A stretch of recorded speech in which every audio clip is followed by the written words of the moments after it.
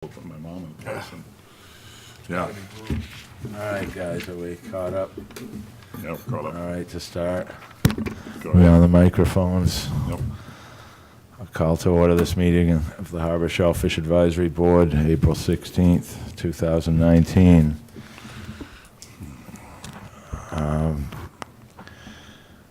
I see you sent the minutes out. I did not get a chance to review them. I was just talking to Ginger outside. She'd like to discuss the minutes, so if we can postpone our Yeah. last meeting's minutes for our next meeting. And Dave Bossy isn't going to be here because he had a family member that had a stroke, and so he had to go somewhere down south for that. And then Tom Sadlowski, I called him, left a message, hadn't heard from him, so I don't know. I've not heard from Tom either, and don't have his number either, where he attended a couple of our meetings. I would imagine he knows Right. we're meeting. If it slipped his mind, I'm sorry for that. Ginger is upstairs at an HDC meeting. She'll try to get down later. Did speak with her in the parking lot about election of officers, and she was fine with moving forward with that without her present. She said she would prefer not to be elected or nominated as an officer. So if, I think we should have more people than 4 people here when we do it. yeah, Yeah. okay, that's fine. Well, that's, So- just out of fairness, I mean, if we get everybody here for the next meeting, hopefully, that makes sense. Perfect. better representation. We'll move forward. The rest of the board members in agreement with that? Sure, I don't believe, I think the next meeting's May 7th, is that right? Correct, which is 3 weeks from now. I won't be here. I've got a meeting in Boston for my son, so I won't be here on May 7th. Okay. Well, we've done this before, Yeah. Yep. so where it's postponed until we have a full board, and that's fine. If the rest of us are fine with it. Okay. I'd like to welcome 2 new board members, Dan, Dave, Mr. Franzuto, Mr. Pronk. Thanks for participating. I'd like to, a quick shout out to our members who are not with us anymore that really appreciated serving with them, and their participation was phenomenal in my book. I really enjoyed working together with them, and I hope we see them attend our meetings here in the future. I think we may occasionally. So moving forward, Marine Department report, not seeing Sheila at this moment. We'll move right forward to Mr. Carlson, Natural Resources, please. I was going to say, I never thought you did that damn problem. You better take a photo for a Throwback Thursday. No one will believe me. I'm going to believe this day would happen. Don't have too much. We're kind of in the midst of our season, so the hatchery's up and running kind of at full production. We've done a couple oyster spawns to get everything kind of up and running for the year. I know we're starting to condition-based golf, but just waiting on the water a little bit. Dan was kind enough to share that the water in the head of the harbor was in the mid-50s today. So- 54 yesterday. Yeah, so hopefully we're moving in the right direction. So we've started our water quality sampling. We've done, and we're doing our first round of the streams to Nantucket Harbor. That's back in there, so that's started up again. And we'll be doing our regular nutrient sampling, starting in May. So that's coming. With that being said, I'll get the date wrong if I don't look at the calendar. In the very early part of May, I know it's not a harbor thing, but it's kind of a water quality thing. The town is doing its second pond form on Thursday, May the 2nd right now is the date. May the what? 2nd? That'll be right where you guys are sitting. You can sit in the not quite as comfortable seats. But we'll just be talking about primarily the 4 great ponds. Follow up from the first forum that happened last year and some revisions to what's happening with the pond management principles, pointing towards the 2020 overall water quality plan for all surface water bodies that this select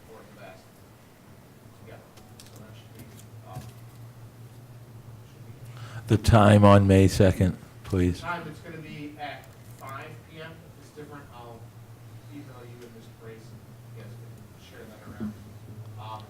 At that meeting too, it's gonna be run by our new water quality specialist, Thais. I know you guys haven't had a chance to meet Thais yet. She's just kind of getting around the boards. She's a good follower of a girl, coming out here for water quality purposes.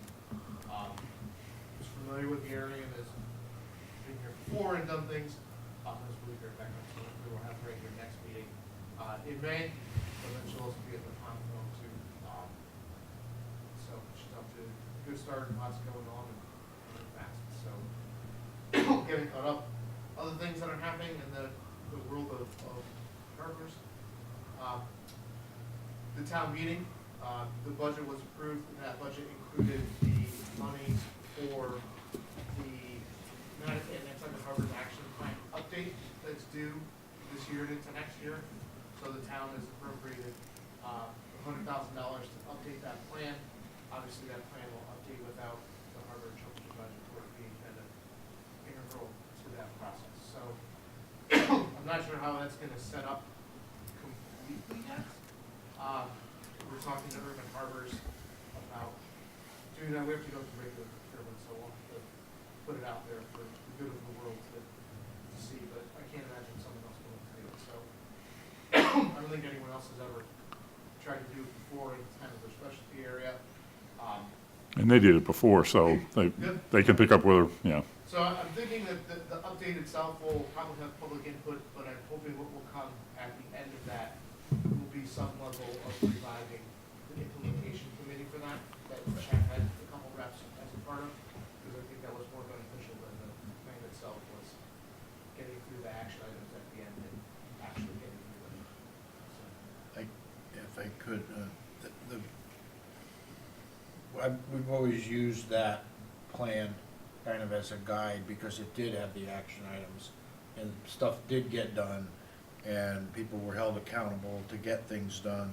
So having the implementation group really, really important, and the action items at the end of the plan. And I'd like to be part of that if I could. So I think that'd be interesting.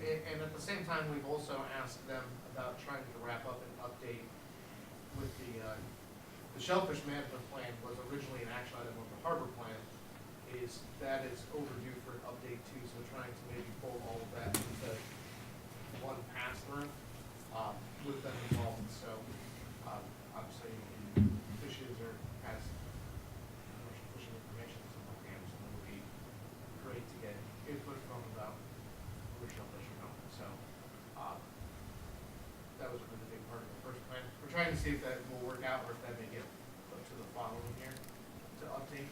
But those two things are coming. With that being said, I feel like we're talking about committees for committees, but some of that implementation may fall to this apparently new committee that the select board is starting that's dealing with just coastal management. Coastal resiliency, is it not?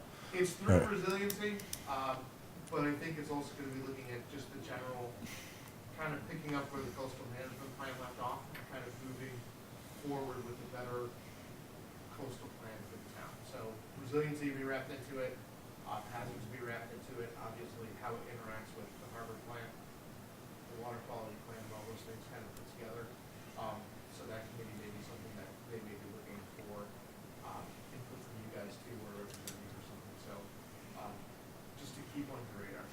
Don't want you guys to block out time or anything yet, but just something to know.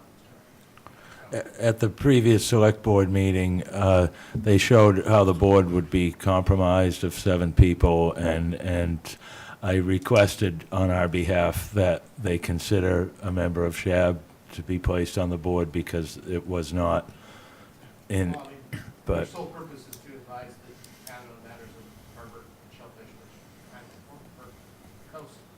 well, it seemed like some of it has to do also with planning for climate change and its impacts, and it sounds like there's a wide range of issues that will be covered with this committee. They're kind of all around. Was on a phone call, those scope webinars that you want to get the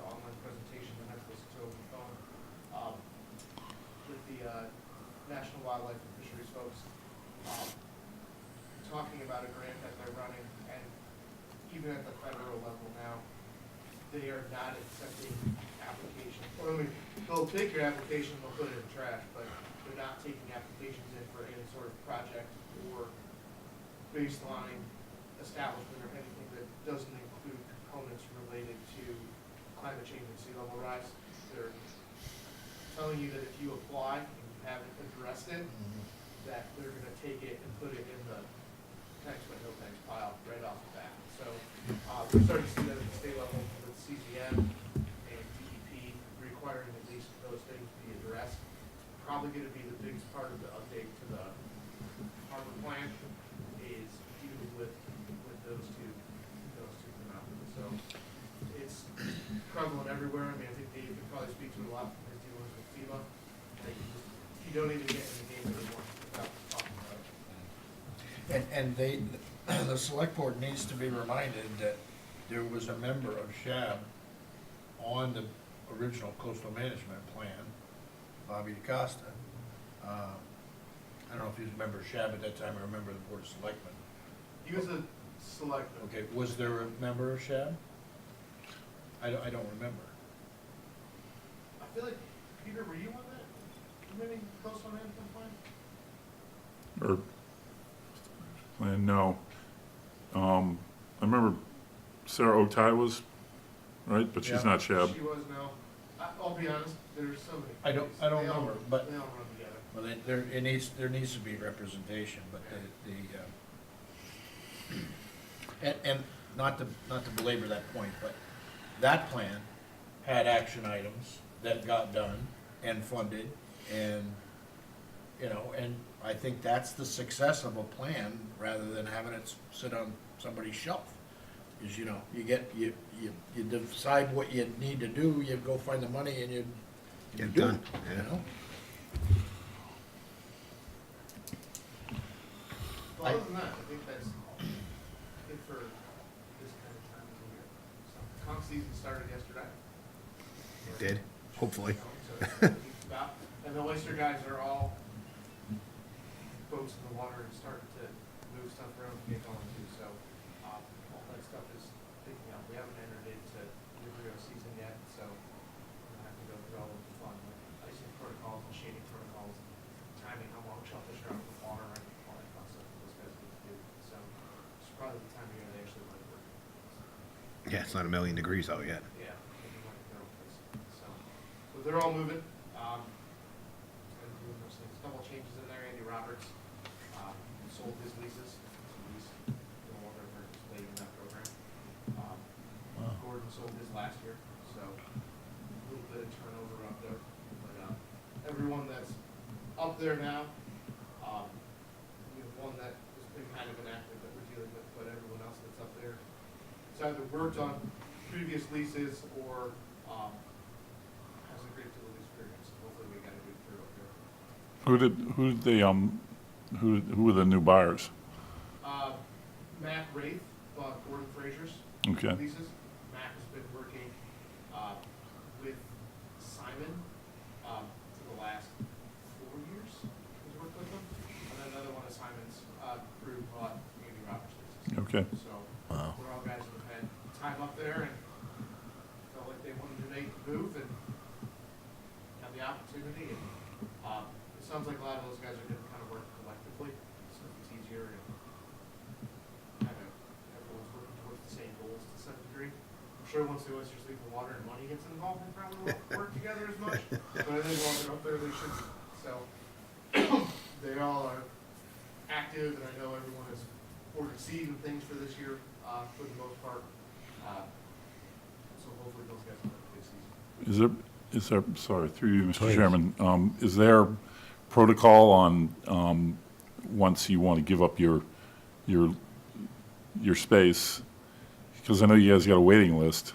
So there are two separate options that you can do. Is the leases and licenses, the way they're set up in the current regulations, are transferable by sale. So it's very similar to, not to compare, but it's easy as a comparison.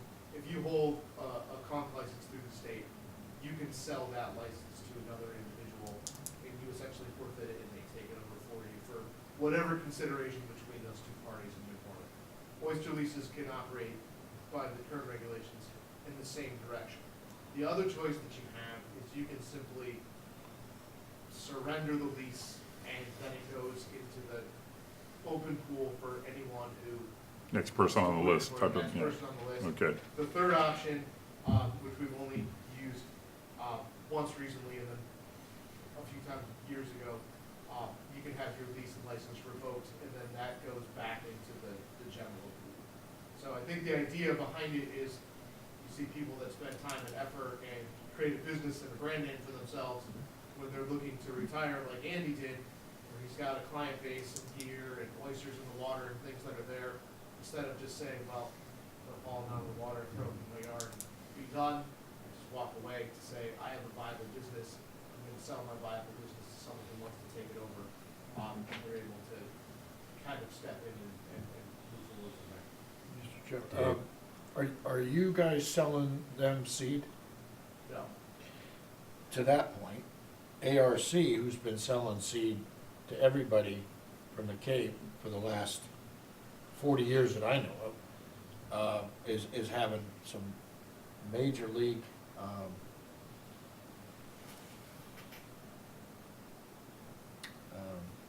what's the word I want?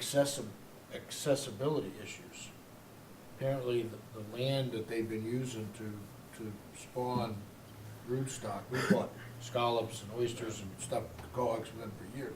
still do. So did a lot of people. And they're having some type, I was reading in the paper, they're having some type of accessibility issues, and they may not be able to stay in business. Yeah, so we've actually seen over the last probably 3 to 4 years a big shift. A lot of the guys buy now from Muscungus Bay. From who? Muscungus Bay. Muscungus Bay in Maine? As opposed to ARC because they qualify. So to sell seed, and it's something that we've kind of kicked the tires on from the hatchery, but just to know what the process would be. Now that we're doing oysters to some degree, there's a level of water quality testing and then animal pathology that goes into it. And those pathologies can be kind of expensive to do if you have to do them a lot. And if you're selling a lot of seed like ARC or Muscungus Bay, you're having to do it to sell everywhere. Right. So if that's your business, you can make it a part of the model that's there. In our case, down at the hatchery, where we're essentially running as kind of a nonprofit for the town, it's a little bit prohibitively expensive right now. But it's something that we've definitely seen a shift in availability. I know ARC wasn't able to fill orders last year on occasion for some of those reasons. And that's when a few of the other spots started to pick up. We bought stuff from Muskeg, whatever it is. Muscungus Bay. Yeah, we bought stuff from them. Yeah, when we usually buy seed, we try to do a percentage from a few spots. Yeah. Just for, especially with oysters, just for good genetics. But it's something where those places always have challenges. I mean, I know ARC had a big problem with,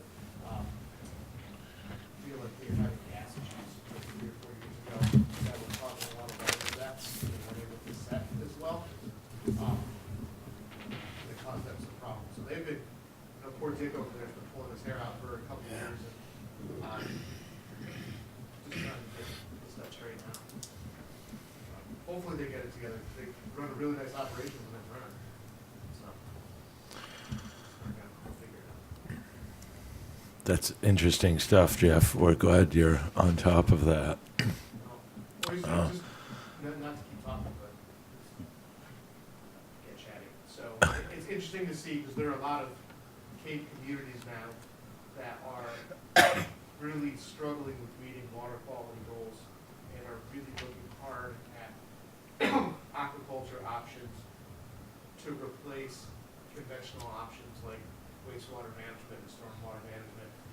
And a few of them have looked into it to the degree of figuring out exactly how much nitrogen an individual oyster sequesters in the meat and in the shell, and figuring out how many oysters they would have to be able to harvest a year to remove enough nitrogen from the water to do it. And they're talking in like the tens of millions, like 15 to 20 million oysters to do it, so there's a really high demand. The problem that they're getting is they're getting a lot of pushback from, obviously, the guys in Wellfleet that grow on oysters, folks in Plymouth, some of the folks here, because if there are 20 million oysters that become available for either consumption or some either secondary market that hasn't developed yet, it can really cause that price to disappear for the guys that are doing pretty well right now.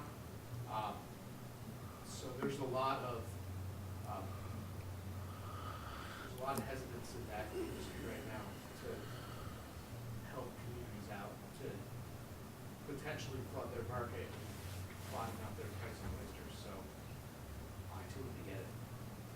I don't think raising 20 million oysters in a single community is very feasible to do on a yearly basis, because that means you're going to have probably 60 million in production, and that is a crazy number of Yeah. oysters. Falmouth, Yeah. I was at one of their ponds the other day, doing some stuff for a dredging project, and they're looking to put bags on the bottom and let them clean the water. Yeah. There's a lot of poop on the Cape, isn't there? They don't have as much Well, sewering as they'd like. Well, they're staring down. I mean, the estimates that you hear for sewering a lot of these areas, even if they do it in the community blocks that they have, so like a few of the Eastern Cape have kind of grouped together and those spots, but they're looking potentially at, $1 billion to do the work. It's a lot scarier number than 20 million oysters coming out of the water every year, so I think that's probably what's driving that, but it's, I don't know, if I were an oyster grower, I would be very, very nervous about that. And they're trying to do like, when they put them in dog food, the problem that they're getting is there's no really solid mechanical means to open that kind of volume for a secondary market is difficult. So that's a lot of oysters to open. Yeah. Sure So, it's, there are lots of problems with it, but it's, I mean, if you go over to the Cape and get into any of these water quality meetings, it's what's talked about a lot. It's really interesting to do. And that growing community on the Cape is very active and very, rightfully so, very protective of the fact that they've developed a really great market for selling oysters at a good price, or at least they think a good price, and have really viable business. So I would hate to see that the guys here are threatening the business for something that there may be alternatives to, or something that can work together. I wouldn't want to see that with scalpers or conkers or clammers or oyster guys, that you're making a choice that could put people out of business that already have an established business. How many oysters since you're counting oysters, does one of our average growers here I would say harvest? that the group collectively in a year probably does about 500,000 to 3/4 of really good years, depending. But that's all of them. I mean, Now, that's what, I mean, you think about Nantucket in production, there are really about 80 acres that are being used kind of on and off. When you ramp that up to the numbers that they're talking about, they're huge areas. There's a lot of oysters. Like, I can't even imagine the manpower to work those leases to do it. I mean, it's a lot of work to have a marketable oyster at the end. You gotta keep it clean and unfouled, and there's lots of shenanigans. I can't imagine trying to do that. 60 million oysters to work would be, That's a lot. so, it's just a, we want to be like the 8 miracle of Hercules. Jeff, the inactive lease that you mentioned, is that in Cascada Pond? No, it's one of the other leases. Is Cascada Pond lease active? So the way that the regulations work is they work on 3-year intervals. So if you haven't been active for two of the 3 years, you get notice from the town, and if you fail to become active, you enter into the revocation process. I'll be fair and say, we try to push those guys if they're gonna go into revocation to get the gear out, to get out, get whatever they can from it. And step away nicely, and having to go through a hearing with the select board to take it back. No one wants to do that or have anyone feel embarrassed or like something happened. The lease in Cascada is in the, has received notice because they're entering into their second year of the similar situation. So, we do keep track, they give us annual reports for what's going on. I know there's varying degrees of what people think is inactive and active. We kind of consider active, you know, putting out new stock every year and also harvesting a certain amount, understanding that if you had some sort of catastrophic loss the year before, or your gear iced up in the winter and you lost a significant portion, you may only be putting out new. But if you tell us and say, hey, all my gear froze, I don't have anything for market this year, we're pretty understanding of that, you know, that it happens. I mean, I know, Matt Hurd lost like 80% of his oysters one year, since they flipped over when they got to the bottom, and instead of sitting on their floats, sat in the mud. Oh. They just, no one caught it, they sank in this winter, and no one's died in the middle of winter, and took a big loss. Oh, And, put your seat out. So I mean, it's, we would still consider that active because you're attempting to do it. But sometimes bad luck hits, weather hits. That's not happening. So I just carry a little bit of farm insurance to some degree. Yeah. Help them out when that does happen.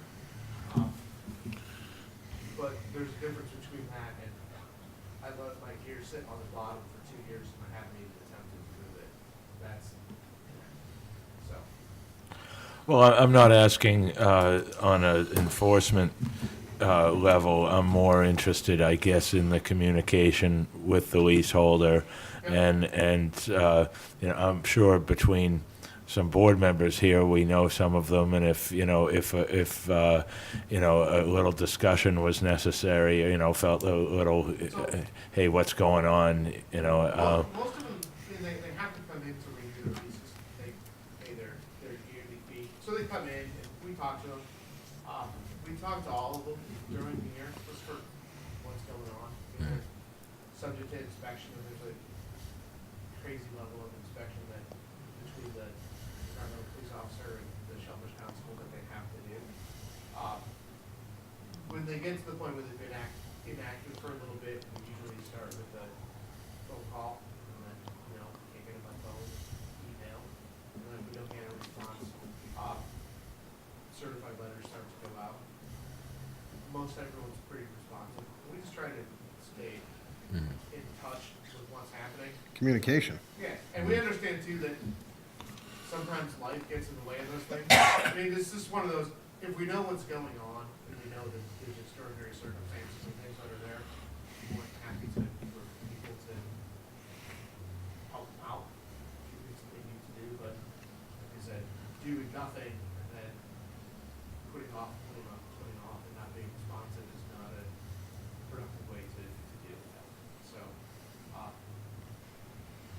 I can say we've physically spoken to every grower in the last 2 months.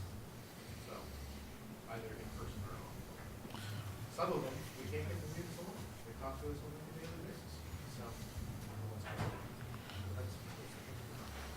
Mr. Chairman, I had a couple of questions. Please, Peter. Unrelated to oysters. Do you have a schedule for opening hummock and Sacagawea? So, Sacagawea's deadline was yesterday, so under duress, because we are having trouble with U.S. Fish and Wildlife again. That one went, hummock is being scheduled for some time for next week to get open. Next week? Either the end of this week or early next week, but Okay. we'll let you know for sure. Okay. Sacagawea kind of came together quickly. We didn't want to open it, we wanted to push, and Susie Lanach gave us the runaround for, there are already birds in the area, blah, blah, blah. And that being said, we've been working with Ken Wagner, who's been doing some work for the town, and the Pond Coalition. We're we're working on putting together a better permit to deal with the three great ponds have been historically open, and addressing a situation where we've seen either emergency criteria being set for sure, or water level criteria set for a pond like my comment, where last year we had issues, because we had groundwater issues and things that were there. We had roadway passage issues at times. Hummock and Saxon don't have those same issues per se, but to readdress those permits and not only get them addressed for fisheries components that they originally were issued for, but tying in some of the recommendations from the estuaries plans that were put together for those two, and trying to get more flexibility and to get the people from U.S. Fish and Wildlife collectively kind of at the table to talk about it, because you speak to the plover and tern lady, she's got the horse blinders on, and all she sees are plovers and terns and isn't willing to listen. And then you gotta talk to someone else in the office and you're like, can you help us out? And you're like, well, that's not my department. So they're the most frustrating people ever to deal with, because they only focus on what their one thing is, and they don't see the forest through the trees. So we're trying to work on getting that fixed. Hummock's got the greatest permit ever, so we probably won't mess with that one, because it has no expiration, no requirements for anything. So, we want to open on Hummock Pond. It's full. I mean, it is, No, it's I was bursting. there today. Yeah. It's ready to go. So Hummock won't have any problem opening. We just need to get the contractor, but we had trouble this year with securing someone to do that work. So. I No, don't think- no longer final touch. No, they chose not to do it, but we spoke to, Scanlon didn't want to do it, Reese didn't want to do it, Atlantic Aeolus would do it, but they could only do it in May. Craddock, Coffin, all, we ended up, just by happenstance, had a meeting about the sewers for around an hour, and mentioned it, and they're like, we'll go, it's out there. So, You don't need an excavator this year. One guy with a shovel in a couple hours could open it up. It's so it's close. narrow. But Zacatecas has other problems. There's a little delta that's broke out where you open it up. That pond is going to probably need, we were talking about it for the better part of 3 or 4 years now. That pond's probably going to need some dredging in that area to make the openings more viable. Because right now, we're using velocity and flow across that, through there, but it's having a hard time scouring out and maintaining the channel like it's supposed to properly. Even if you dig it wider or dig it deeper, it's just not as much need. Dave? To that point, I met with the Plymouth County Administrator the other day, and Cape and Islands Harbor Masters are working on, they have a long reach excavator, 50-foot boom, brand new. We looked at it the other day, it's it was bought on a grant, it was 8.6 hours on this thing. And that would work for opening that. Yeah, it's just, I feel like it's been coming for 20 years. Oh, yeah. Where it's just been built up and it's just. But gotten to the point you're now- not gonna be able to hydraulically dredge it. You're not gonna be able to put a dredge in there and pump it so that, you know. But anyway, I can talk to you about that. That's what we're using in Falmouth on a couple of their ponds. It's a beautiful piece of equipment. The history behind it is Plymouth County, 4 years ago, decided they wanted to have their own dredge program. It never came to fruition, but they bought equipment under a grant. So the equipment's available for use. So we're actually using it in Barnstable County, right now, on an agreement. But that may be, for next year, that may be an answer. What application are you, So they could go in with it's got a 50-foot boom on it. no, and but you could clean that delta out. where at? I'm sorry. At Sackatoon. Okay. You could clean that delta out and then open the pond too, but I mean, you could clean that delta out, pile the sand, and then move the sand around if you had to, but, We're opening it over a year. yeah. Well, it's something to think about. No, definitely I is. could put you in. Yeah, that'd be awesome. So just to clarify, Jeff, Sacagawea did not get opened this season? It did, but not for very long.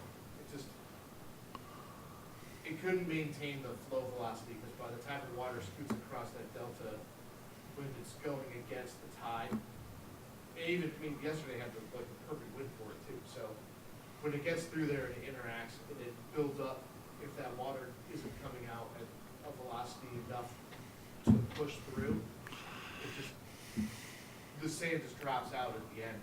You end up with a little bar right at the end. It slows down enough that the sand's able to deposit instead of push out. It does. It's kind of what you see when they normally close and they start to curve. It's that same kind of deposition. It's just the water slows down enough where all of the sand drains. When you mentioned earlier about the plan for the 3 Great Ponds, is Maya Comet one of those 3? It's the 4 Great Ponds, but yes. 4, So okay. the 4 that we primarily talk about are Sackage, Hunnick, Pine, Comet, and all. Okay. Thanks, just to clarify. Anything that's 20 acres or more, right? Yeah. But, those are ponds that the town has no land necessarily around or hasn't abandoned in the past, so the plan at some point will probably expand maybe to include those, participation from the foundation and a few of the other spots that kind of own the land around it. But, the main plan is focused on the 4 most significant great ponds.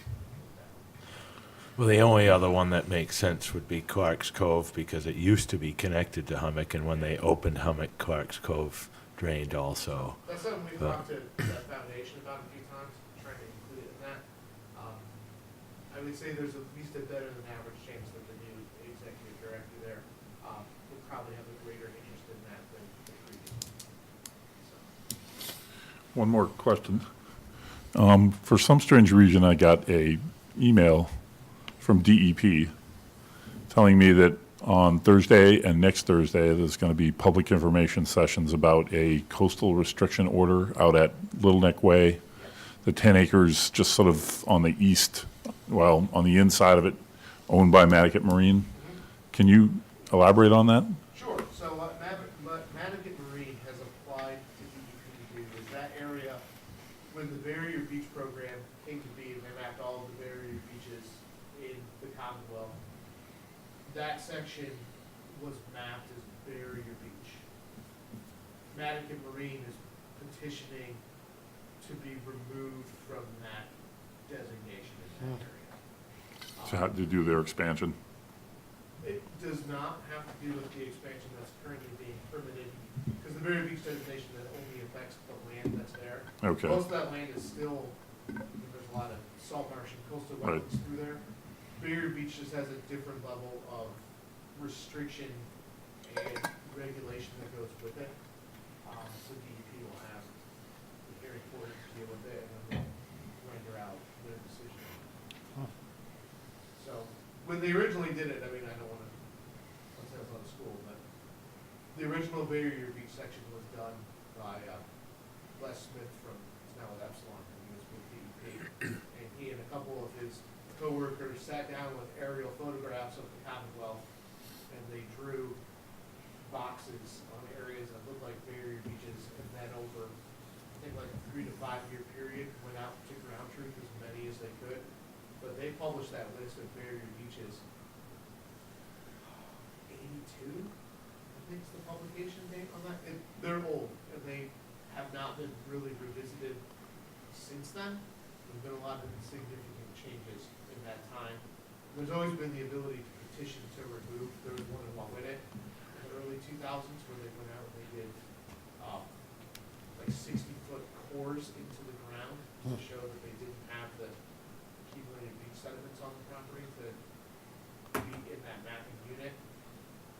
And they applied through the same process. So it's something where you have to demonstrate you have a level of evidence or something that it's not a functional barrier beach. Or Excuse me, but yes, why does Nantucket Marine want that designation removed?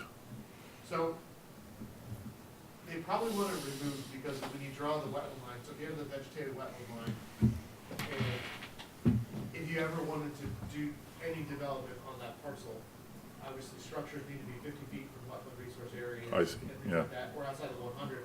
If the whole area is classified as barrier beach, It pushes everything out. well, barrier beach is through the state and local regulations is unbuildable land. So so it's non-developable property.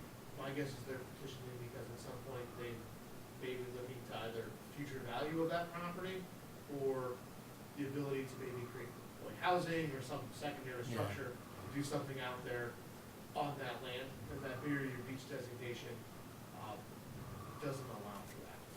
Okay, thank you. Peter, can you inform us of when that meeting is and where? I believe it's at the Nantucket Athenaeum. There's two of them, the 18th, this Thursday, and the 25th, next week. And I think it's, You guys want, I have the public notice I can send around. Okay. I give it to you, so. I have it, I'll just send it around, but I think it's 4 PM, I think. Yeah, they come. Titled, Coastal Restriction Order Amendment, Public Information Session, I think is how they said it. Yep, so where that ties in is that designation, after they designate all those areas, Barrier Beaches, they then impose the coastal restriction on those areas, so that's why they're trying to. and are these meetings specific to that Little Neck Specific area? Only to that parcel, so if you wanted to come and talk about a parcel in Mawinnet or a parcel somewhere else on the island, they would tell you to fill out an application and go through the process, but. It listed the Specific to map a and parcel singular number. parcel. That's interior. Yeah. Wow, thank you for all of that. Any other board members, questions, comments for Jeff on what we've been speaking on? It's a little much to bring you up to speed, Ginger, but, Yeah. Dan? I still may have to go back upstairs because they're still on the sidewalks. They haven't even gotten to the old business part, and the thing that I'm interested in is number 23. So I have a feeling you guys might finish before I do. So was this discussion including cleaning out Nantucket Ditch, which is one that I'm interested in? That is ongoing. I know they had a public information session on that recently. I know that, Yeah, I attended that. yeah, I know that project is kind of in development, but that's not related to that coastal restriction. Right, okay. But I will tell you, that is a project that the town is actively pursuing as far as cleaning out that ditch, or at least investigating what. Yeah, I disagree with the term cleaning out. My view of the activity would be expanding the ditch. So, I just, at the information session, they were all fine on, these are the pollutants, the nitrogen and whatever the three are, I can't remember the acronym at the moment, but yeah, this will just exchange more water, and that will improve water quality, and there didn't seem to be any consciousness that there was any difference between a saltwater system and a freshwater system, so I just... Chairman, Jeff, you know that that's not true. That whole area that the ditch goes through is an enormous sink. It absorbs the bad stuff, okay? And the ditch- Exactly. And, so, I don't want to. Well, do you know of future discussion coming up on the ditch specifically? I don't think there's any thought that, we're probably years away from that actually taking place if it actually is gonna take place. So, we're still waiting for the reruns on all of the estuary plan models for Nantucket Harbor and Long Pond that includes that as an option. Right. We're still waiting to get back the sediment analysis of what's actually in the ditch and what the depths are through there. Still waiting for the final report on the condition of culverts and sizing of the culverts. That's I mean, more important. We're probably, if there's any real movement, even in the design phase or evaluation of that, you're probably at least 18 to 24 months away before you have a really idea of what that final plan may look like. And the final plan may be just as fine as it is. Right. So it may be dealing more with the condition of the culverts that are there between like the north head and the main body, and then between Long Pond and the ditch itself. Those may end up getting some work and some replacement and repair, based upon their condition assessment. I think that's probably more likely to gain some traction just for the structural condition of those. So those are obviously, to permit new culverts, even to repair, you obviously have to do the hydrological analysis to demonstrate flow and capacity, and then how that's gonna alter any of those things that are there. So that in and of itself, if you just wanted to do the culvert replacement, I mean, you'd be at least a year away.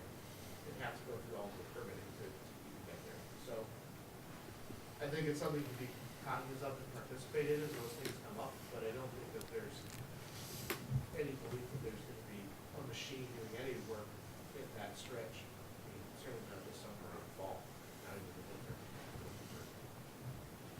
Well- There's not the information there to do it correctly. Well, Jeff, a request to you from us to keep us in the Yeah, loop. so we're waiting, I mean, we just honestly got back the report on the nitrogen loading from the landfill on Friday. I can say I haven't even read it yet, so I don't know what it says. We've been waiting for that with some other things before the model can even get updated and rerun. So that's probably a couple months away from at least having results to that.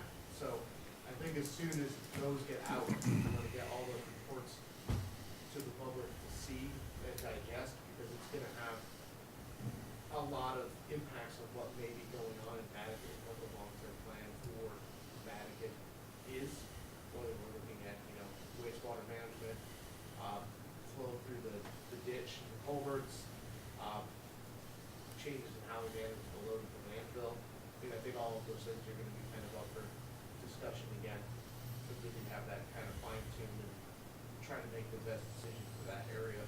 Because I honestly think that anything that happens from that, whether you're looking at it, it's gonna have to be all inclusive between, health and natural resources, but also looking at plans and zoning for how they can integrate to make that transition as seamless as possible for that neighborhood out there. So, it's gonna be a lot of public meetings and talking, so that will slow it down significantly.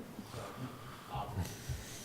there's a good chance that some of you may elapse your term on the board before that's all resolved. So, we'll see. I think lessons learned from the last time, those big proposals from that kid, there's a lot of information that was incomplete, those things, and I don't think anyone wants to do that again. But information that should have been better this time. Thank you, Jeff. I got a question. Dan? I was just out to Nantucket. They're doing some core drilling on Millie's Bridge. What's that all about? So they're doing some core drilling there. There's a couple purposes that they're doing it. At Millie's Bridge is, they're gonna be doing it there, and they're also gonna be doing it at Massasoit Bridge. Mm-hmm. And they are evaluating the soils for work to update and repair both those bridges. Oh, I get you. And then the other part that they're doing, I don't want to say this is more for funsies out there, but one of the other pieces of information is they are looking at sand accumulation at the end of Hinder Creek in a few spots to see how much sand is coming filled in now that the That's what I figured it was about, something to do with head is that. gone, but most of it is geared towards that. The other spot, you'll see people doing quarrying right now. There was the rig, the geoprobe down at Council Springs today, because we are moving ahead on that project, but there's been some concern raised and some concern from DEP about if we're gonna be removing soil from Council Springs, what's in it. So, Lots of pennies. yeah, well, there's a lot of pennies. I mean, I think there's some concern, obviously, especially about petroleum products that are probably in Council Springs and Lord knows what else. I mean, I don't know, talk to any of the old timers from the area, someone drove a car in there once to get away from the cops, and they sit down at the bottom. Oh, boy. There's parts of the railroad that are apparently still down there. Wow. There's so many, stories for what's in there, and no one knows for sure that it's something that we talked to DEP and before about doing kind of an expanded project to get Katsu Springs kind of back in shape for being this great stand of Phragmites and doing some things there. And they were all like, well, we, heard from you guys that it could be terrible.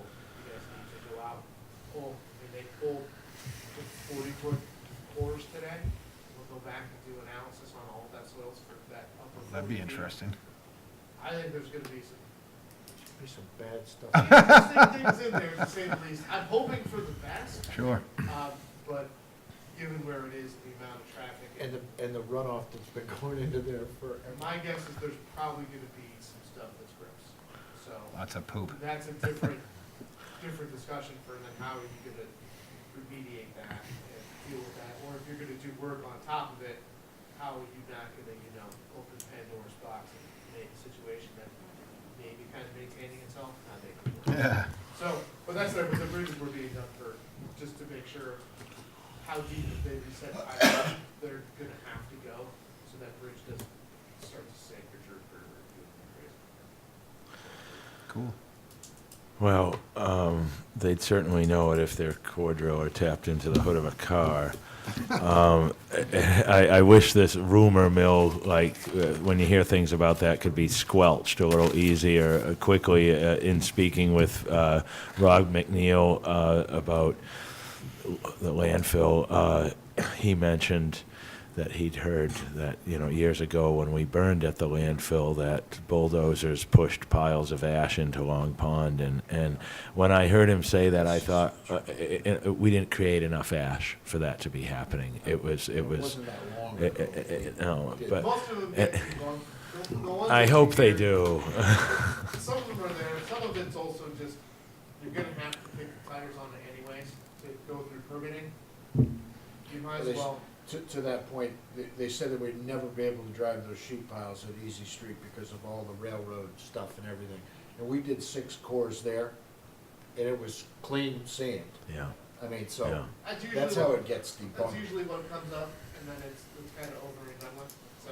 We put 60-foot sheet piles in there, never, Really, it At the was same 60 time, feet long? Yeah. You get some 60, good wow. local knowledge from the guys that lived out there for a little bit, for stuff that they Well, know that's when true, in there. yeah. And when, especially when they go, Mhm. I know, cause I poured it in there, and you go, it's great to know, thank you so much. Sounds like Oak Island. Yeah, so, it's something, it's short money, it's not like that big to spend a couple $1,000 to know that when you go to do the work, you have peace of mind of knowing that you're not gonna be making a problem worse to start off, so. All right, we may lose 1 or 2 members within the half hour, so Jeff, if you could stay just for a couple of things here, if you don't mind. I'll stop talking. No, well, It's entertaining. uh, Informative. Mr. Chairman, Peter. we might lose Ginger before you lose me. Did she have something with the minutes? Is that correct? Oh, I just, where was it? Oh, I was, there was a slight word salad there somewhere. Oh, I didn't bring it with me. When we were talking about having someone at the DPW be trained for hazardous materials, I said that the state would want to know how much or what the time frame would be, how much training would be required. So before we ask somebody to do that, we should know what's involved if somebody's going to have a change in their, we're asking them to do something on top of their regular job and how long it would take to train them and what's Okay. involved with that. That was my only point. Okay. I'll make that change. Yeah.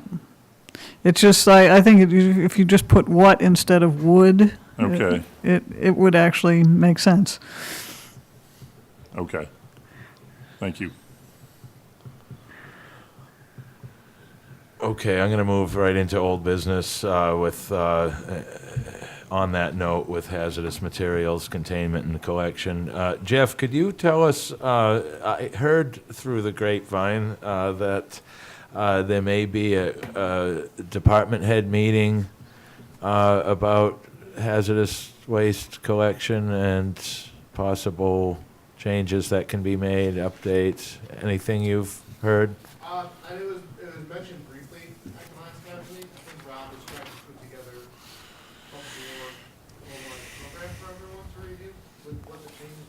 I know they're trying to increase the frequency to deal with it a little bit better, and making it an easier process for people, but I don't think they've gone through all the steps to figure out the logistics for that, so. But I do know it's something where instead of having it, quarterly or every other month, they would, as the population's increased, there, they need to provide more opportunities for that kind of collection. And now all hazardous material is the same, so they need to be collected and handled differently, trying to about that, so, I would ask Rob. Yeah. But I know it's something that they're trying to provide that as a more regular service at the landfill than what they're doing now. Okay. And with that said, at this point, we'll just continue with that. I want to continue discussion about hazardous materials containment. It's a matter of us really, coming together with, I've been to planning and land use, talked to Andrew Vorse, I've talked to the new building inspector. They feel that dealing with it on site individually, probably not that effective. In talking with Rob McNeil, he really doesn't want to see a facility built at the landfill, feeling that if there were a disaster or a spill, that now all of our hazardous waste is contained in one area and being more vulnerable to spoil the aquifer possibly. My feelings personally, after speaking with the Southeast Regional Director of DEP, I think a building could be created that could be very trustworthy to handle the contaminants. The dump being the best location as far as, or the landfill being the best location as far as convenience for a worker that would have to be at it if the aquifer is an issue.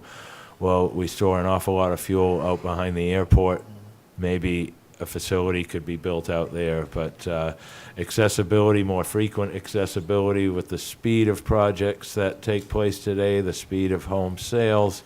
I really, I've had suggested to me to attend every single select board meeting, ask for that building until they tell me to shut up, your building's going to get built.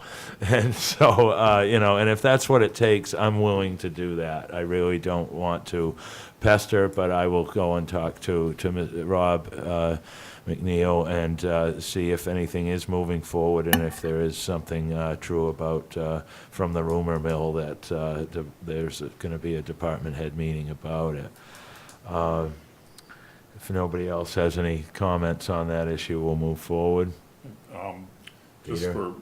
for Dave's benefit and Dan's benefit, we've been talking for months. Years. About ways that we could maybe recommend to the Board of Selectmen and the building department.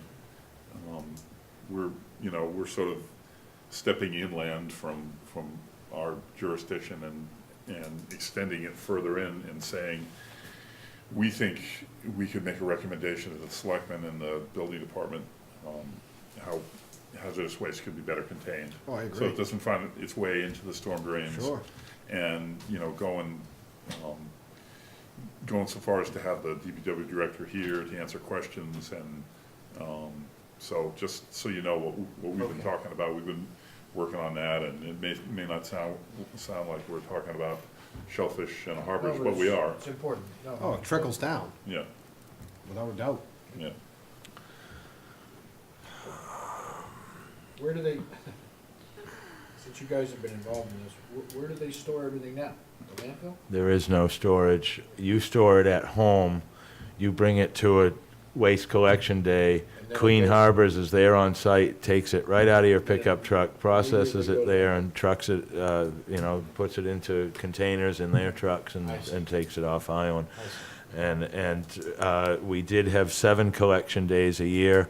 Our recommendation to them did encourage them to add 2 more collection days and drop all fees for small handlers, small creators of hazardous waste, and it used to be if you brought in more than, say, 20 or 25 gallons, I believe they started to charge you, and now it's free.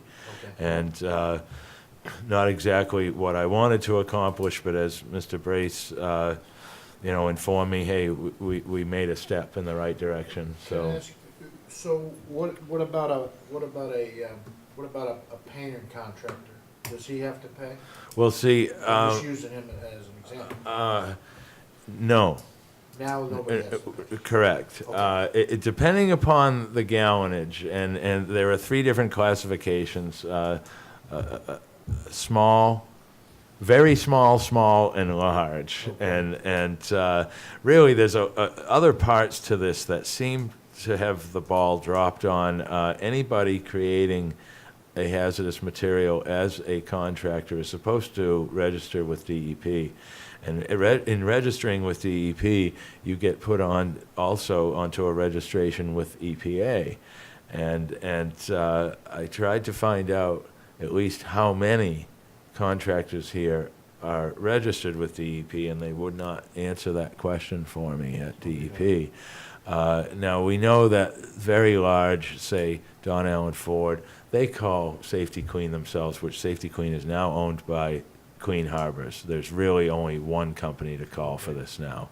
And I would imagine other garages that we're all familiar with are doing the right thing. There could be some backyard garages that are not aware and that are not signed up. I hope they're bringing their oil on a regular hazardous waste day or having, but so there are some other bases to cover.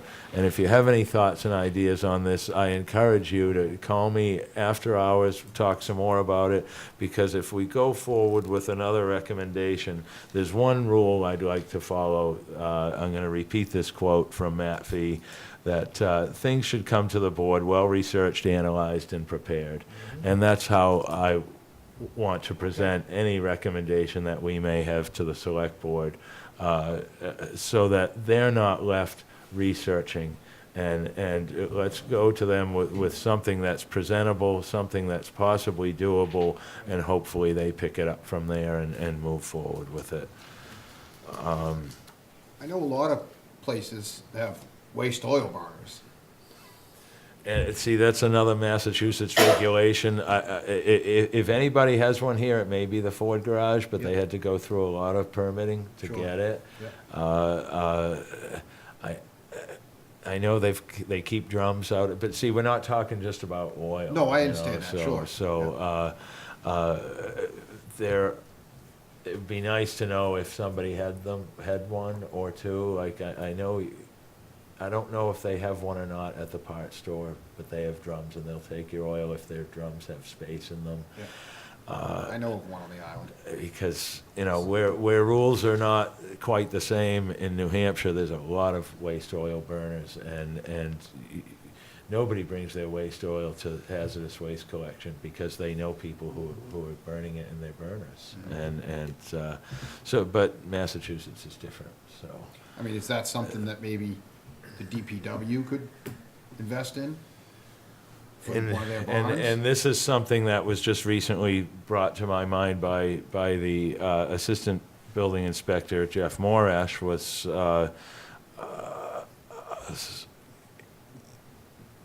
gosh, I just lost my train of thought, I'm sorry, but, I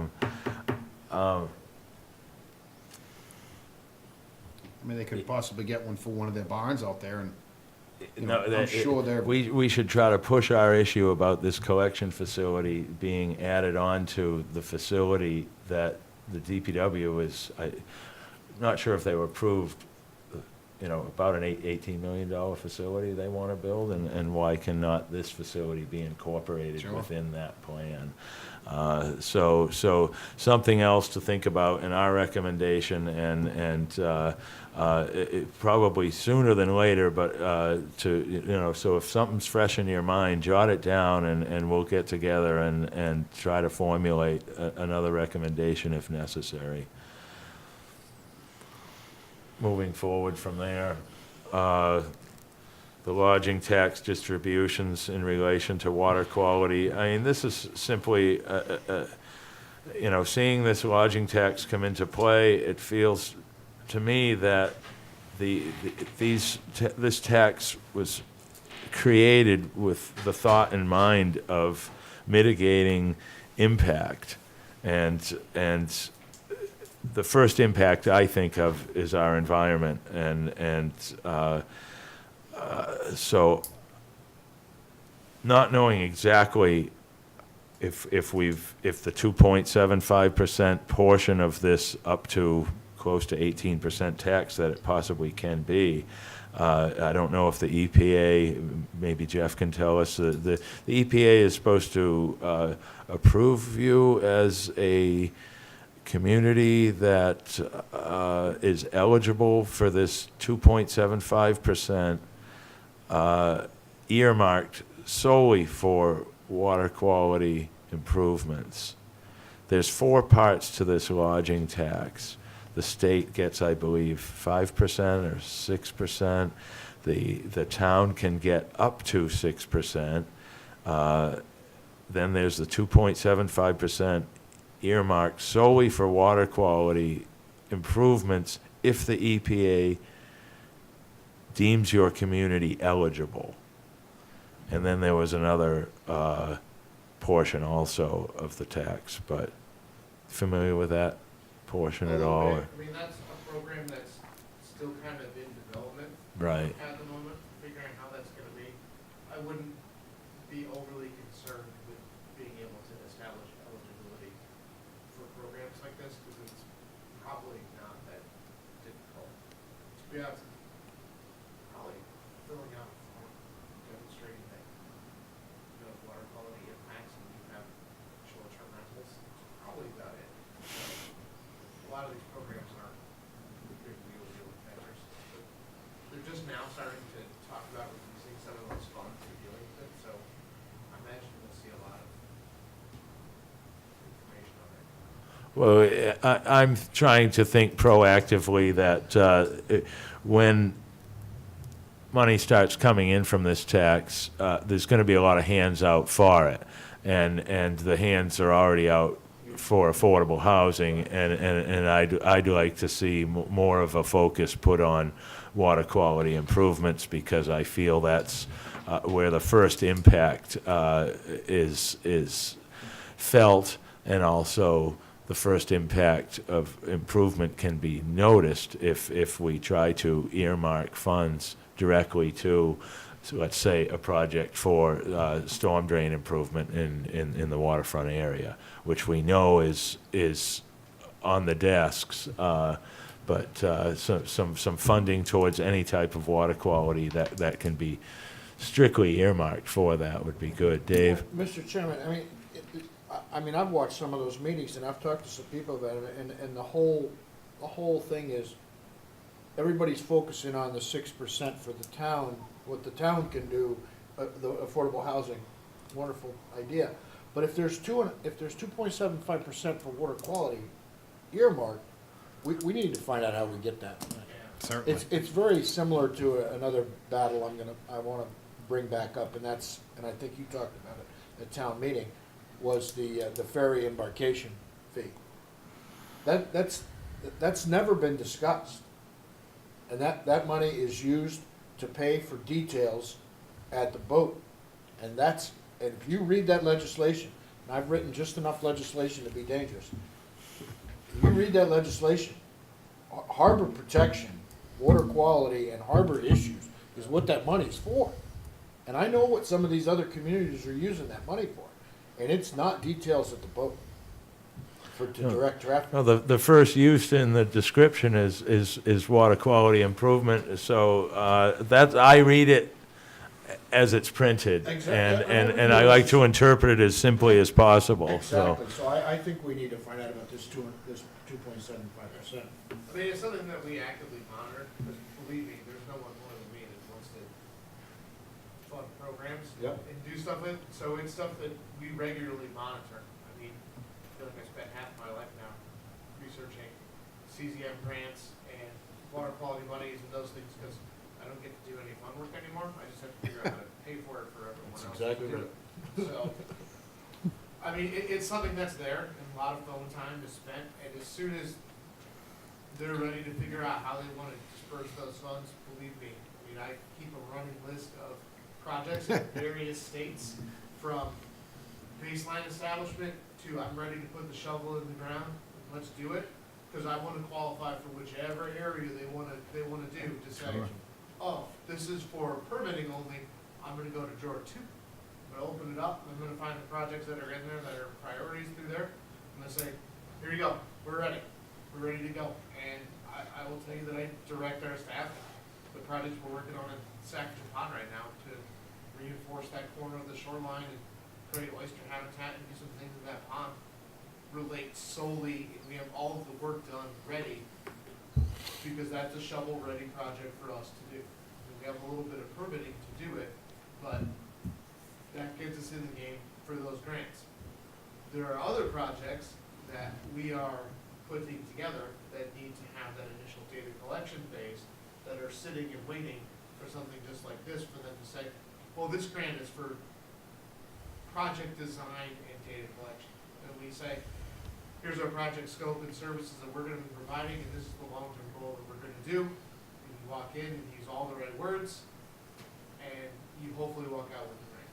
And that's, I don't know, I feel like that's what you do now. That's the business.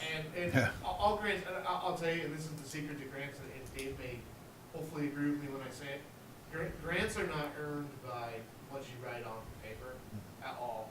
Grants are earned by when you find the name at the bottom of the page for the person who is the point of contact, by calling them on the phone and saying, hey, I have these 4 projects, tell me which one fits the best for you. And then tell me what needs to be included in my written proposal to have me walk out the door with that money. And they'll tell you. And you put it together, and then when you send it, you call them on the phone and say, hey, can you look at this before we submit it, and let me know if this is in the neighborhood of what you guys are looking for. And then hopefully you send it in and it's a formality.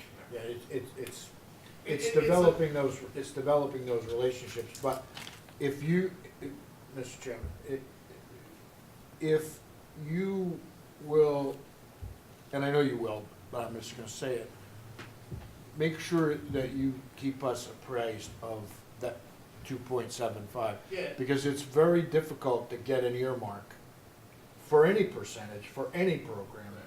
And if you got an earmark for water quality, I know you're gonna be chasing that money. Oh, yeah.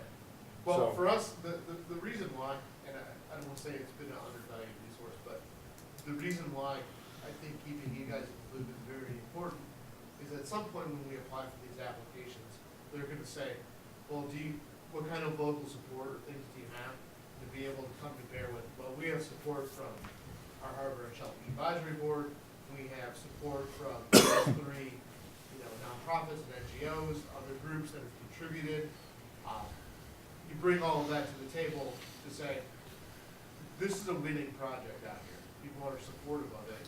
It's well thought out, it's well designed, all of the information put together. You jump to the head of the line over people that are trying to throw something together to get something in. Because you have those things. The only interpretation that ran through my mind that would be negative, and maybe you can correct me on that, Jeff, is that if we are considered an eligible community for that 2.75% added to tax, does that give us kind of a dark cloud because, well, you're an eligible community, you need this because your water is in poor condition? Because we're eligible and we're doing that, I can tell you that your money is well spent with the town of Nantucket, because we're working towards real goals with real data, with real projects. Okay. That's how you flip it. Okay. You put your salesman hat All on right. a little bit, but that's the thing is, you get those benefits, but you still are tapping into the larger funds, because 2.75% on some of the projects that are bid, when you're talking about a project that's gonna be $2 or $3 million to do, 2.75% on that isn't gonna get you there. It's gonna design the project real nice for you and get you to that point. But at some Well, point- it all depends on how this program, I live in a neighborhood where there's rental houses getting 20 to 25,000 a week. And if everybody gets on board with this and is So paying the their question fair is share, How they're tracking that. and, What monies really get reported through Mhm. taxman and what money really don't. Yeah. But if you don't disbelieve. To your point about the black cloud, we've always been able to flip that the other way because, you know, we were doing water quality before anybody else was doing water quality. So we've always been able to say, hey, you know, we're out in front of this and all right. that, so you. The other thing that works well You for us flip it. too is, I can't call Barnstable on the phone and say, hey, we're thinking about doing this project in an area that may benefit you as well. Do you guys wanna hop in? Like the Cape does, where they all work together and they work as part of the Cape Cod Cooperative. And we get all of those projects put together and they work together as communities. We're on our own. Like, I'm not making a phone call to Nantucket and saying, hey, we're doing this project, you guys wanna hop in? Cause they go, well, you're in the same meeting. So, Don't mutually. yeah, that helps. Boy, all right. Huh. Can we piggyback with the Cape on anything? We have tried on a few things. Mhm. Their projects, they're very different. All right, well, It's just, it's something to think about. if we get you the money, you'll spend it. So that's, you're ready I to don't spend wanna it. I wouldn't spend it with everyone understanding what we're spending. Knowing that it's. Buy those 29 million oysters.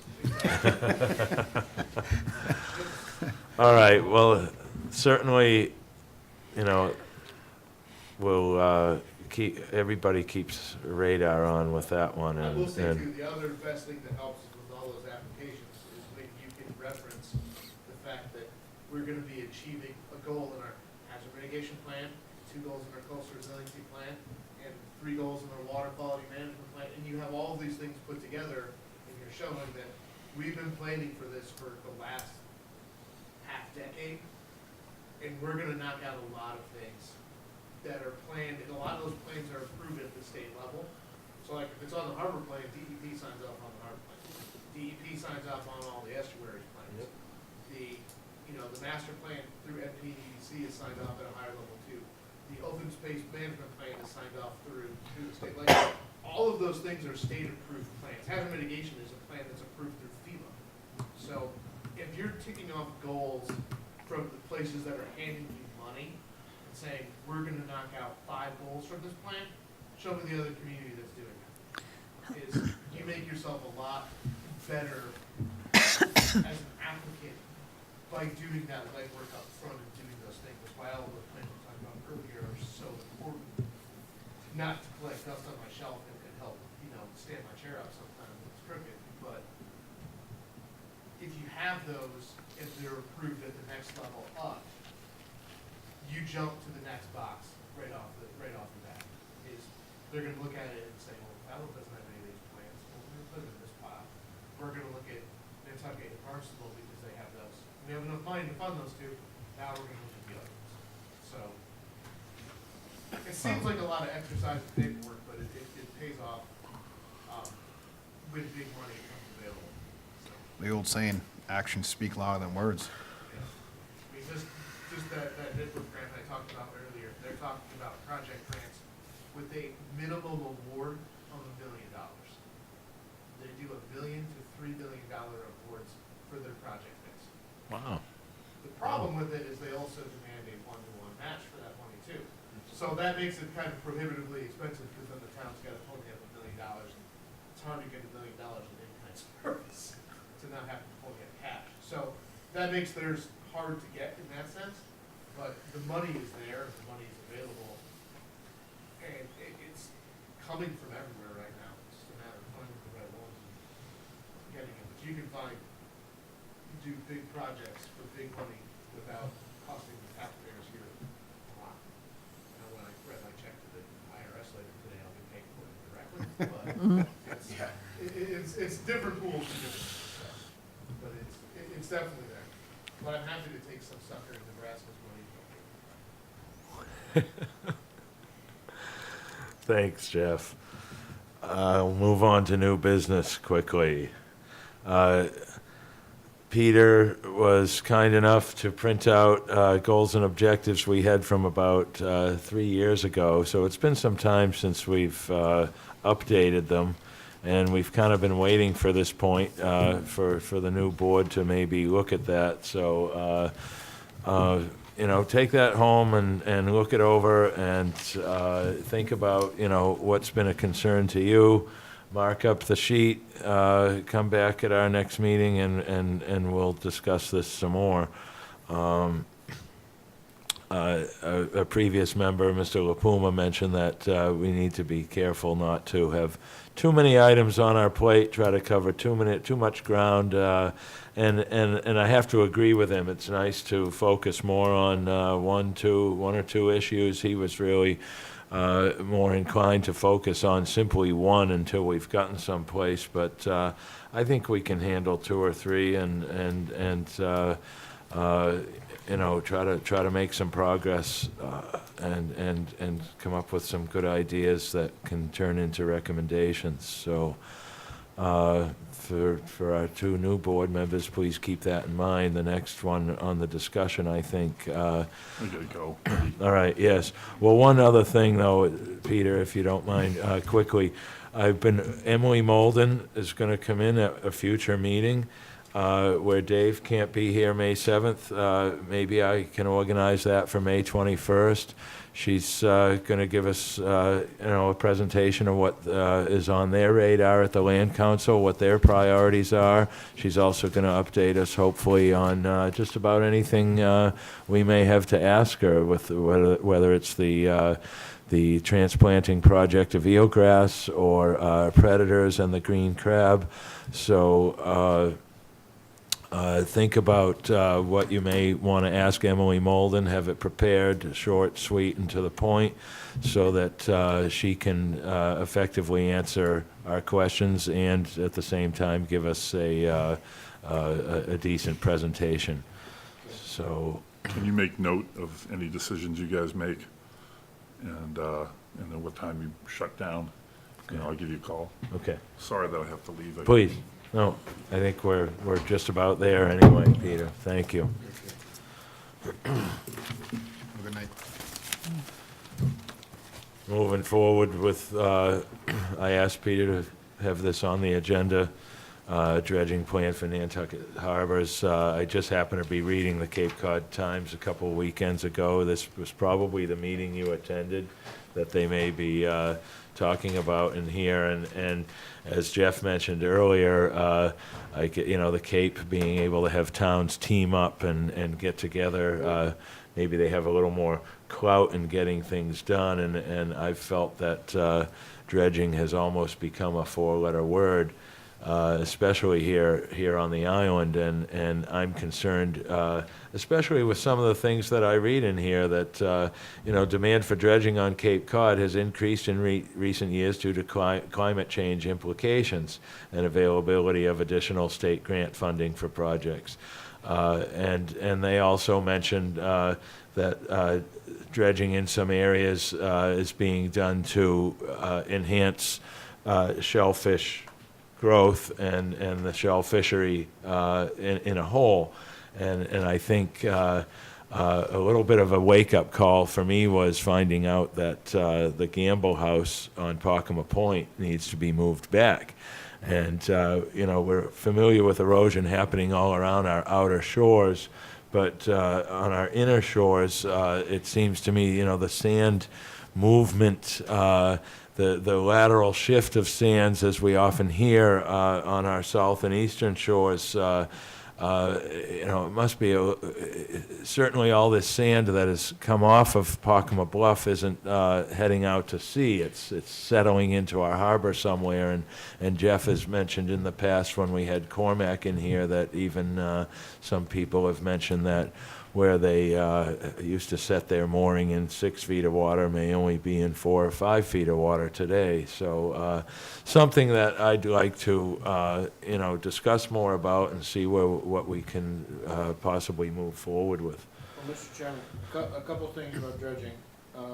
Before I retired, we spent $125,000, $150,000 to develop island-wide dredge program. And that report is due next month from the consultant. I talked to the consultant 2 days ago. The consultant that we've all used for many, many years. The woman who did the report, Christine Player, is probably the guru of dredging in the state of Massachusetts for permitting. So we Nantucket have developed a dredge plan. And it outlines all the places that have been dredged historically, all the places that need to be dredged, puts them on a schedule.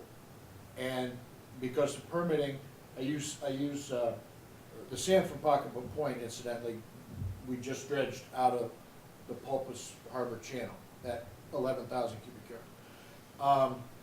That's where that sand goes. But, so we've got a dredge plan that's gonna be available to us here within a few weeks. So because it puts it on, these projects on a schedule, then we can start, the town can start chasing money and getting the permits aligned to get the projects done.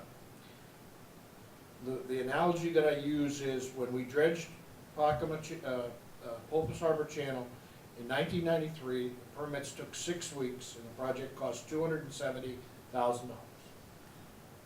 When we got the permits to dredge it this time, okay, almost 25 years later, the permits took 2.5 years, and the project was about 5 times what it was. So my point is that permits used to be easier to come by. We didn't have the restrictions that we have today, so the planning has to be better. So that's why we developed this dredge plan. Also with the dredge plan is we established a sandbank, which is why all the sand from Pulpus Harbor went out to the storage area that we permitted, and that sand can be sold. Because we had it passed at town meeting a couple of years ago. That sand can be sold, and that money can be used to fund future dredging projects, because money's obviously an issue.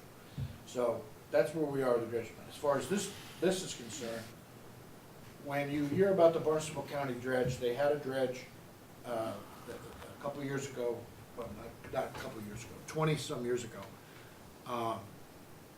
was built, the Codfish, and the man who's been running that program, a guy named Wayne Jedke, ran that program for about 25 years, did a great job. The state funded a second dredge for Barnstable County. They had a lot of problems in production, in construction.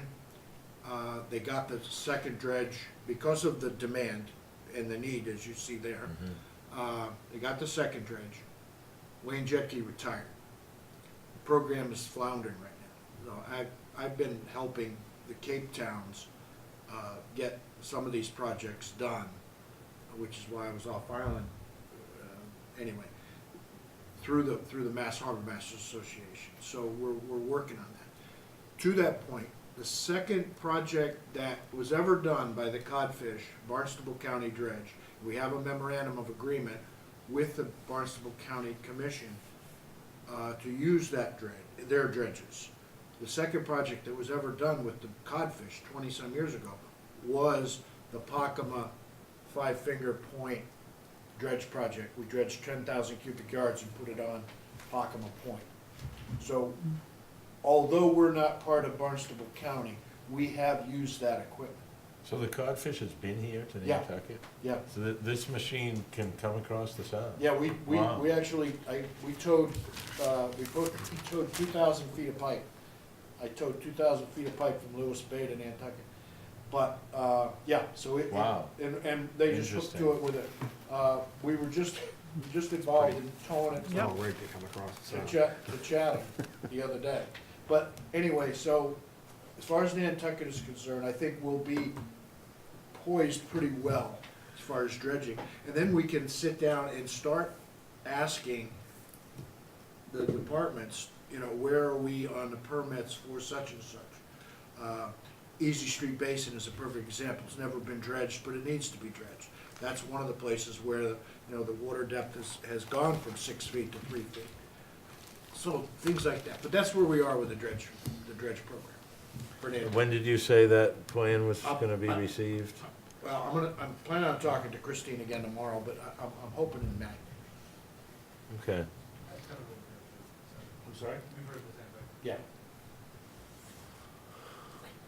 All right, then. Quickly, Ginger, I don't know if we told you this before, we're going to, we're postponing election of officers till we have a full board. Okay, And that may Thanks. not be till May 21st. We'll see how that goes. okay.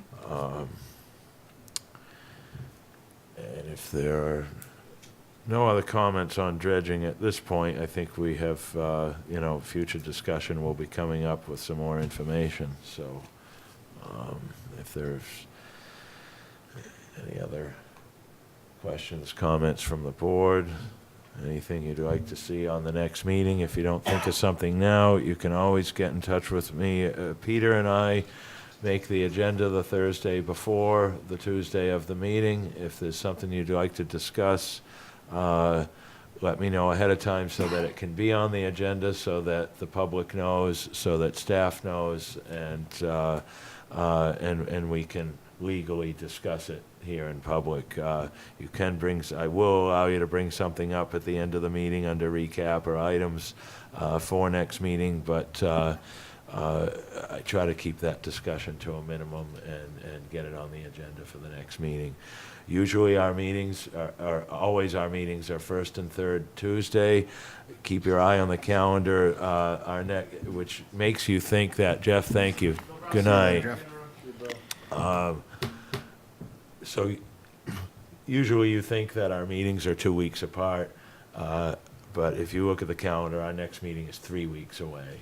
Occasionally, 2-3 times a year, there'll be a 3-week jump between meetings from the end of the month to the first of the next month. And this happens to be one of those times. And also, in July and August, we will decide in June to be on the summer schedule. We can opt to have just one meeting per month, one July meeting, one August meeting. If anybody feels we need to have another meeting, we can do that also. So, just so you know, a little bit of how things happen here. Sure. I'll entertain a motion to adjourn. So moved. Is there a second? All in favor? Aye. Aye. I feel like I just went back to work.